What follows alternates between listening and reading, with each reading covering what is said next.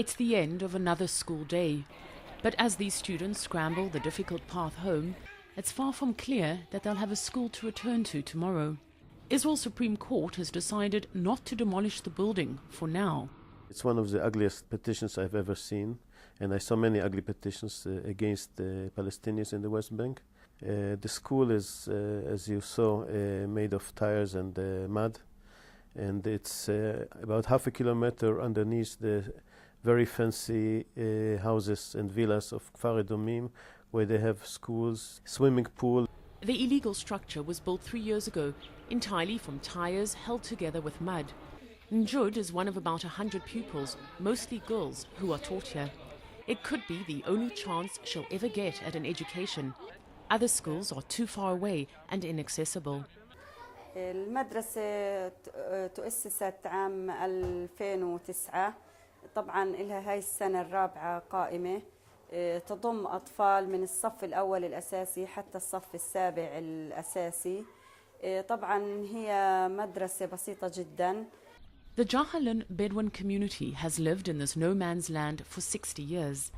They fled their traditional homelands in the Negev desert during the 1948 War of Independence.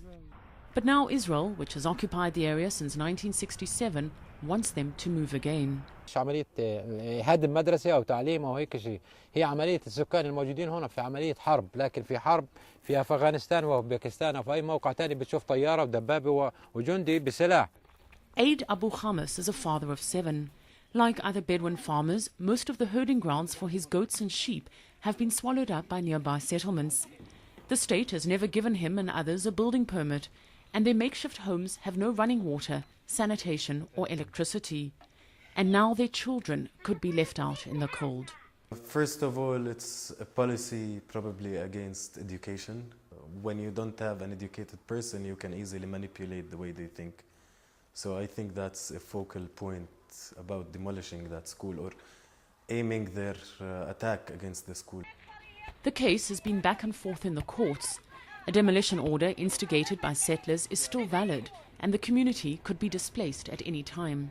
The settlers accuse the Bedouins of building the school for political purposes, a tactic they themselves often use.